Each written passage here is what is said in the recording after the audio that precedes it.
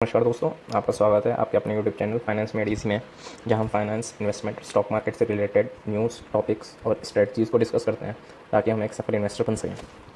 तो दोस्तों, आज का वीडियो जो है इसका मैं 2 पार्ट लेके आऊँगा। फर्स्ट पार्ट जो इसका है, जो कि हम आज डिस्कस करेंगे कि मैंने इस मार्केट में ये जो डाउन ट्रेंड आया है, इससे बचने के लिए अपने पोर्टफोलियो को कैसे डाइवर्सिफाई किया है, उसके बारे में मैं डिस्कस करूँगा, जो कि एक आइडिया और एक गाइडलाइन आपको दे सकता है कि आप कैसे करें। ये कोई भी इन्वेस्टमेंट एडवाइस नहीं है, ये बस एक मेरा व्यू है कि how can you diversify your portfolio, जिससे आप डाउनसाइड रिस्क को मिनिमाइज़ कर सकें। तो इस वीडियो का जो सेकंड पार्ट होगा वो एक बहुत ही इंपॉर्टेंट इन्वेस्टोपीडिया आर्टिकल है, जो कि मैं आपके साथ सेकंड वीडियो में शेयर करूँगा। उसी आर्टिकल को पढ़ के मैंने अपने पोर्टफोलियो का डाइवर्सिफिकेशन डिज़ाइन किया था, और कोई भी इन्वेस्टर जो अपने पोर्टफोलियो को एक अच्छे तरीके से मेंटेन करना चाहता है, एक बेसिक स्ट्रॉन्ग पोर्टफोलियो बनाना चाहता है, उसके लिए मेरे ये वीडियो और नेक्स्ट वीडियो बहुत ही इंपॉर्टेंट रहेंगे। तो बिना समय बर्बाद किए चलिए शुरू करते हैं। What is diversification and what are its types. तो सबसे पहले कि आप जानते हैं कि अगर आपको एक अच्छा इन्वेस्टर बनना है तो आपको एक पोर्टफोलियो बनाना होता है। वो पोर्टफोलियो ऐसा नहीं होना चाहिए कि जब मार्केट अच्छा परफॉर्म कर रहा है तो बस रिटर्न्स पे रिटर्न्स दिया जा रहा है, और जब मार्केट जैसे ही डाउन आता है सारे रिटर्न्स भी वो खा गया और नेगेटिव और देने लगा। या फिर ऐसा भी नहीं होना चाहिए कि सारे बस सेफ इन्वेस्टमेंट हैं, जो कि मार्केट अप जा रहा है या डाउन बहुत ही कम रिटर्न्स दे रहे हैं। तो अब हम देखते हैं सबसे पहले डाइवर्सिफिकेशन होता क्या है, क्यों ज़रूरी है और कितने टाइप का होता है। डाइवर्सिफिकेशन का मतलब है एक ही टाइप की चीज़ों में पैसे ना लगा के हमारे पास जितना मनी है इन्वेस्ट करने में, उसको हम इतने तरीके से डिवाइड कर दें कि हम जहाँ जहाँ पैसा लगाएं वो पैसा एक दूसरे से पहले तो अनरिलेटेड होना चाहिए, और हो सके तो एक दूसरे का अपोजिट होना चाहिए, कि एक चीज़ डिक्रीज़ करे तो दूसरी चीज़ इंक्रीज़ करनी चाहिए।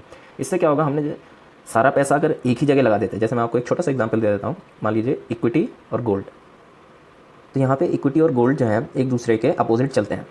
गोल्ड एक अच्छा इन्वेस्टमेंट नहीं माना जाता, क्योंकि कहते हैं गोल्ड के प्राइसेस बहुत ही स्लोली ग्रो करते हैं और over long period of time वो एफडी से भी बेकार रिटर्न देते हैं। लेकिन यहाँ पे आप देखेंगे पास्ट 2 ईयर्स से गोल्ड ने आउट परफॉर्म कर दिया इक्विटी मार्केट को। लगभग 15 से 18% CAGR है गोल्ड का, जहाँ पे इक्विटी के रिटर्न इस समय आप देखेंगे तो -5 to 10 या कहीं कहीं तो -15% भी चल रहे हैं। तो यही कहा, एक चीज़ अगर डिक्रीज़ करिए तो दूसरी चीज़ इंक्रीज़ करनी चाहिए। अब अगर इक्विटी मार्केट यहाँ पे वापस परफॉर्म करने लगती है और इक्विटी के रिटर्न्स आप देखेंगे जैसे 15-20% देने लगता है, तो गोल्ड के रिटर्न्स ऑटोमेटिकली कम हो जाएंगे और वो हो सकता है 1 या 2% ही देने लगे। तो डाइवर्सिफिकेशन का मतलब अब मेरे हिसाब से क्लियर हो गया होगा इस छोटे से एग्जांपल से। लेकिन अब हमारे दिमाग में बस एक ही बात आती है, इक्विटी और गोल्ड ही क्या 2 ऑप्शन है हमारे पास, और इक्विटी में भी क्या बस हम म्यूचुअल फंड में लगा दें या स्टॉक्स में लगा दें। तो डाइवर्सिफिकेशन के भी टाइप होते हैं। अगर आपने ये नहीं समझा तो आप एक बहुत ही इंपॉर्टेंट चीज़ मिस कर देंगे। तो ये समझना बहुत ज़रूरी है। हम सोचते हैं बस एक ही तरीके का डाइवर्सिफिकेशन होता है, इक्विटी में लगा दिया, गोल्ड में लगा दिया, एफडी में डाल दिया और बस खत्म हो गया। नहीं, ऐसा नहीं है। हम समझते हैं डाइवर्सिफिकेशन कितने टाइप से हमें अपने पोर्टफोलियो के अंदर करना चाहिए for that portfolio to be a all weather portfolio, जिसे हम कहते हैं, जो कि अच्छे और बुरे समय दोनों उसमें आपका साथ देगा। तो डाइवर्सिफिकेशन 5 तरीके के होते हैं: asset class diversification, sector wise diversification, market cap wise diversification, geographic diversification and time diversification. जो अभी हम डाइवर्सिफिकेशन का एग्जांपल डिस्कस कर रहे थे गोल्ड और इक्विटी का, वो पहले टाइप में फॉल करता है, एसेट क्लास डाइवर्सिफिकेशन। यहाँ पे हम क्या करते हैं, हमारा जो भी पोर्टफोलियो है, मान लीजिए मैं आपको सब ये सारे डाइवर्सिफिकेशन बहुत ही सिंपल एग्जांपल से समझाऊंगा। मान लीजिए हमारा 30,000 का पोर्टफोलियो है। बहुत ही सिंपल तरीका है उसको डाइवर्सिफाई करने का कि मैं उसको 3 एसेट क्लास में बांट दूँ। अब 3 एसेट क्लास मेरी कौन सी हो सकती हैं? इक्विटी, कमोडिटी और मैं फिक्स्ड एसेट क्लास मांग लेता हूँ, फिक्स्ड इनकम, जो कि बॉन्ड्स या एफडी हो जाएंगे। तो मैंने क्या किया, अगर मेरा 30,000 का पोर्टफोलियो है, 10,000 तो मैंने स्टॉक मार्केट में लगा दिया, 10,000 का मैंने गोल्ड खरीद लिया। अब गोल्ड के अंदर भी आपने डायरेक्टली गोल्ड खरीदा या गोल्ड के बॉन्ड्स खरीदे या गोल्ड के ETF खरीदे, ये सब हम डिटेल में किसी और वीडियो में डिस्कस करेंगे। तो आप हमारे चैनल को सब्सक्राइब कर लीजिए ताकि वो वीडियो आपसे मिस ना हो। तो जैसा कि हमने कहा, 10,000 मान लीजिए हमने स्टॉक मार्केट में लगा दिया, 10,000 हमने गोल्ड में लगा दिया, और 10,000 जो बचा वो या तो हम 5,000 एफडी और 5,000 किसी डेट फंड में लगा सकते हैं, डेट फंड जो कि गवर्नमेंट बॉन्ड मार्केट है, या फिर 10 के 10,000 हम एफडी में भी रख सकते हैं, बैंक एफडी में। तो ये हो गया फर्स्ट काइंड ऑफ डाइवर्सिफिकेशन। यहाँ पे क्या होगा, अगर स्टॉक मार्केट एकदम से गिर गई तो आपके पास कम से कम गोल्ड और एफडी है जो आपको उतना नुकसान नहीं पहुँचाएगा। लेकिन यहाँ पे मान लीजिए अगर स्टॉक मार्केट एकदम से चढ़ गई तो आपके एफडी के रिटर्न्स थोड़े से गिर जाएंगे और हो सकता है आपका गोल्ड भी ज़्यादा अच्छा परफॉर्म ना करे। लेकिन क्योंकि स्टॉक मार्केट अच्छे से चल गई तो आपके बाकी के जो 2 रिटर्न्स हैं उनको एवरेज आउट कर देगी। तो सबसे पहले डाइवर्सिफिकेशन हमको जो ध्यान में रखना है वो है एसेट क्लास वाइज। सेकंड जो डाइवर्सिफिकेशन आता है वो सेक्टर वाइज डाइवर्सिफिकेशन। अब क्या होता है, मान लीजिए लेते हैं हमारे पास 50,000 इन्वेस्टमेंट है जो कि हमें केवल इक्विटी में लगाना है। हमने गोल्ड, जैसे कि हमने इसे प्रीवियस में डिस्कस किया था कि फिक्स्ड इनकम और गोल्ड में पहले से ही लगा दिया है, मान लीजिए 50-50 हज़ार। अब इक्विटी में मेरे पास 50 हज़ार लगाने हैं, तो क्या करूँ मैं उस इक्विटी का? क्या सारे मैं शेयर मार्केट में लगा दूँ या सारे म्यूचुअल फंड में लगा दूँ? आप लगा सकते हैं, लेकिन देखिए कभी भी ऐसा मत कीजिएगा कि एक ही तरीके के सेक्टर में आपने सारे लगा दिए। अब सेक्टर क्या होते हैं यहाँ पे, जैसा कि आप देखेंगे म्यूचुअल फंड्स आजकल बहुत सारे सेक्टर वाइज आ गए हैं। Technology sector mutual fund, FMCG mutual fund, bank mutual fund, और यहाँ पे फार्मा के भी फंड्स आ गए हैं। आपने देखा होगा पिछले कुछ दिनों में फार्मा वाले जो सेक्टर के म्यूचुअल फंड्स है बहुत ही एक्सेप्शनल रिटर्न्स दे रहे हैं, कहीं कहीं तो 15-15, 20-20%। तो आपको क्या करना है, क्या सारे में फार्मा में ही लगा के छोड़ दूँ क्योंकि अब तो फार्मा 20% दे रहा है? नहीं, यहाँ पे ये गलती हमको कभी नहीं करनी है। सेक्टर वाइज डाइवर्सिफिकेशन रूल हमसे कहता है कि हमको कभी भी एक सेक्टर में सारे पैसे नहीं लगाने चाहिए। अब हमारा एग्जाम्पल हम ले लेते हैं, जैसे हमारे पास अगर 50,000 रुपये हैं तो हमको क्या करना चाहिए, 5 डिफरेंट सेक्टर्स आइडेंटिफाई करने चाहिए, और वो 5 सेक्टर ऐसे होने चाहिए जो फंडामेंटली स्ट्रॉन्ग होने चाहिए। देखिए बुरा समय किसी का भी आ सकता है, कभी भी कोई भी सेक्टर डाउन हो सकता है, हम नहीं कह सकते, लेकिन अगर हम 5 फंडामेंटली स्ट्रॉन्ग सेक्टर आइडेंटिफाई कर देते हैं जो कि एक दूसरे से, तो हमारा डाइवर्सिफिकेशन अच्छा रहेगा। अब यहाँ पे मैं 5 सेक्टर के एग्जांपल आपको दे सकता हूँ, जैसे टेक्नोलॉजी सेक्टर हो गया, एफएमसीजी सेक्टर हो गया, इंफ्रास्ट्रक्चर सेक्टर हो गया, बैंकिंग सेक्टर हो गया और फार्मा सेक्टर हो गया। अगर आप यहाँ पे मुझे 50,000 इन्वेस्ट करने, 10-10 हज़ार हर सेक्टर में लगाएंगे, तो मान लीजिए इस समय जैसा कि आप देख सकते हैं बैंकिंग और इंफ्रास्ट्रक्चर बहुत ही पिटे हुए हैं, बहुत ही निगेटिव रिटर्न्स दे रहे हैं। लेकिन यहीं पे आप देखेंगे आपका जो एफएमसीजी सेक्टर हो गया और फार्मा सेक्टर, उन्होंने कुछ हद तक मार्केट को मेंटेन कर रखा है। तो आप देखेंगे अगर आपके 2 सेक्टर बहुत ज़्यादा पिट जाते हैं तो बाकी के 2 या 3 सेक्टर उनके रिटर्न्स को एवरेज आउट करने की कोशिश करेंगे। तो इस तरीके का भी हमको ख्याल रखना है कि विद इन इक्विटी हम सेक्टर वाइज डाइवर्सिफिकेशन करें। अब यहाँ पे थर्ड पे हम आते हैं, मार्केट कैप वाइज डाइवर्सिफिकेशन। ये क्या होता है, देखिए अब हमने सेक्टर आइडेंटिफाई कर लीजिए, मान लीजिए अब हमने क्या किया, 10-10 हज़ार हर सेक्टर में लगा दिए। लेकिन क्या हम 10,000 हर सेक्टर में ऐसे ही लगा दें, बस 1-2 कंपनी उठाई और उनमें सारे के सारे लगा दें? तो देखिए ऐसा भी नहीं है, यहाँ पे हम मार्केट कैप वाइज लगाते हैं। मार्केट कैप क्या होता है, देखिए किसी भी कंपनी के साइज़ के अकॉर्डिंग इंडिया में हमने 3 तरीके के मार्केट कैप सेगमेंट्स बना रखे हैं, जैसे कि लार्ज कैप हो गया, मिड कैप हो गया और स्मॉल कैप हो गया। तो यहाँ पे अगर हम रिस्क टू रिटर्न रेशियो की बात करें तो लार्ज कैप जो होते हैं वो काफ़ी कम रिस्की होते हैं। ये वो होते हैं जो देश की सबसे दिग्गज कंपनियां जैसे रिलायंस हो गई, टीसीएस हो गई, एचडीएफसी बैंक हो गई, जो कि बहुत सालों से चले आ रहे हैं और उनका मार्केट कैप काफ़ी बड़ा है और इनके रिटर्न्स भी काफ़ी स्टडी होते हैं। अब वहीं पे इसका अपोजिट एंड में आते हैं स्मॉल कैप, जिनकी मार्केट कैप बहुत छोटी सी होती है, मान लीजिए 100 करोड़ 200 करोड़। कब कोई आंधी आए और ये पूरी की पूरी कंपनी उड़ जाए पता नहीं चलता।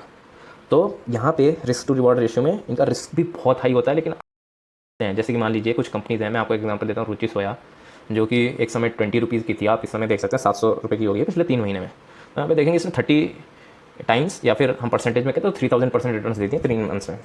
तो ये हो गए स्मॉल कैप। तो आप ऐसे नहीं एक्सपेक्ट कर सकते कि सारे मैं लार्ज कैप में ही लगा दूँ और बस एक स्टेडी रिटर्न आते रहे, या सारे ही मैं स्मॉल कैप में लगा दूँ और मेरे रिटर्न तो बहुत ज़्यादा आ जाएंगे। लेकिन यहाँ पे आपको ये भी ध्यान रखना है कि अगर रिटर्न ज़्यादा है तो उसका रिस्क भी ज़्यादा है। अगर वो निगेटिव जाएगा तो आपका पूरा पैसा जीरो भी कर सकता है।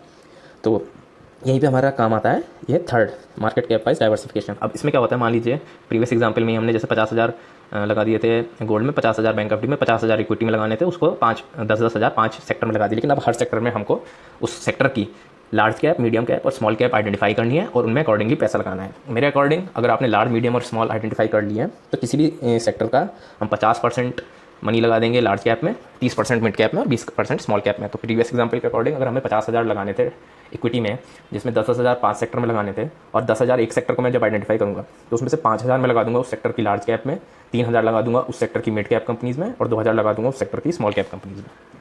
तो ये पहले 3 डाइवर्सिफिकेशन जो हैं ये काफ़ी वेल मेंटेन पोर्टफोलियो आपका प्रोवाइड करते हैं। लेकिन इसके अकॉर्डिंग 2 और डाइवर्सिफिकेशन है जो कि मैंने अपने पोर्टफोलियो में भी कर रखे हैं, जो कि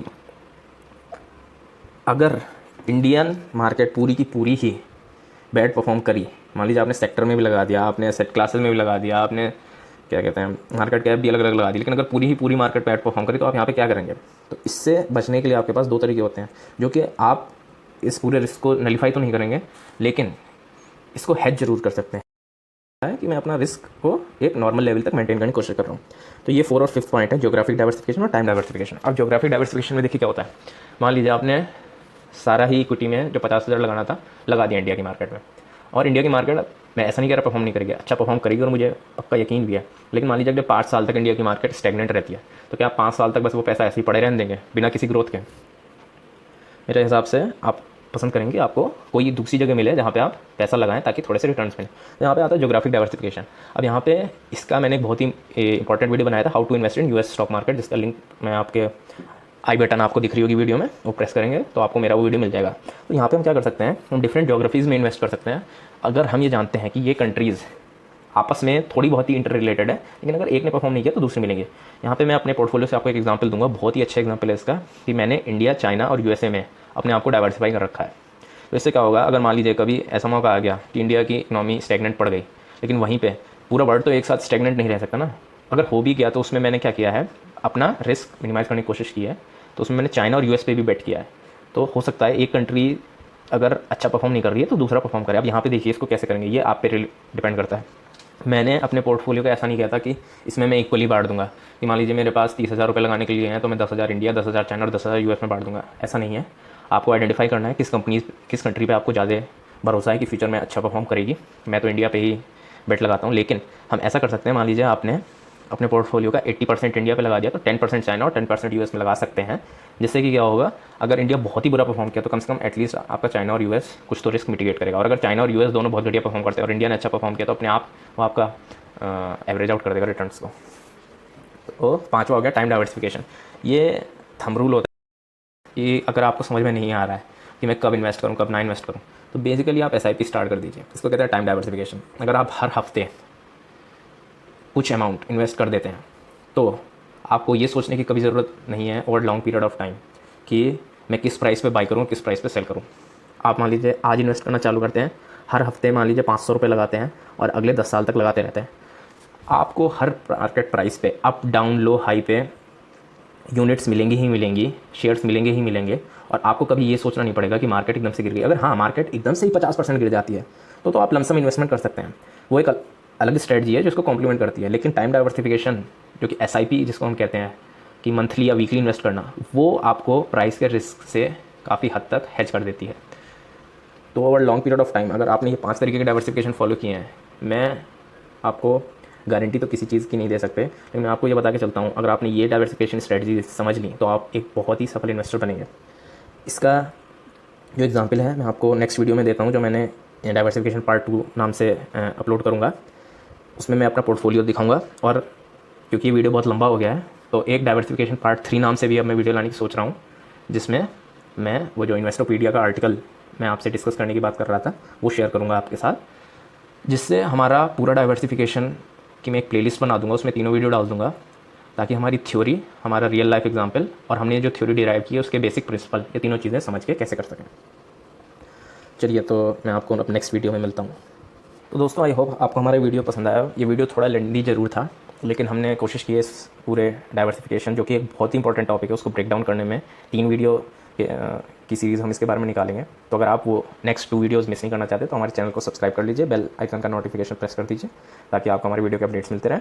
और ये वीडियो पसंद आया तो उसको लाइक और शेयर कीजिए। और इसके नेक्स्ट 2 वीडियोज़ मैं जल्दी ही लाऊंगा, जिसमें मैं रियल लाइफ पोर्टफोलियो एग्जाम्पल और जो इन्वेस्टोपीडिया का आर्टिकल है जो कि इस थ्योरी का बेसिस है, वो मैं आपके साथ शेयर करूँगा। वो भी बहुत इंपॉर्टेंट और इंटरेस्टिंग होने वाले हैं। तो तब तक के लिए जय हिंद दोस्तों, गुड बाय, टेक केयर।